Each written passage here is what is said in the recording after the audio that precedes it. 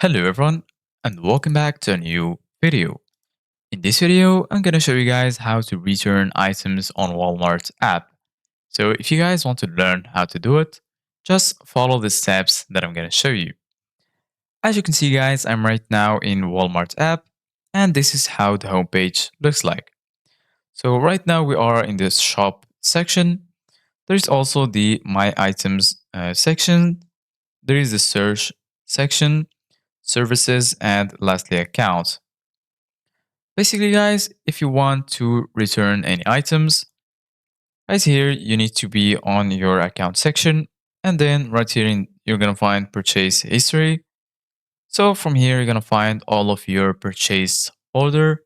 You can track your orders, and if you receive the order, you can also return it from here.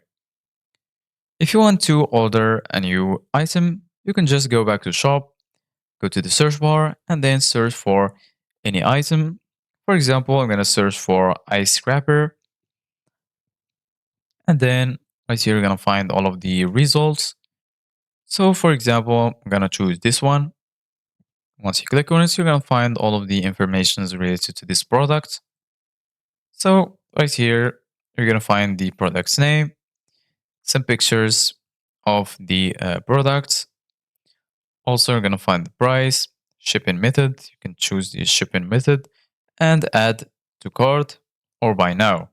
So I'm going to click on add to cart, and now the product is added to my cart. If you want to see it, just go back and then click on your cart icon at the top. And right here, you're going to find all of the products in your cart. You can also remove any products that you want to remove from your cart. So this is it guys for today's video. Thank you guys for watching. See you guys in the next video.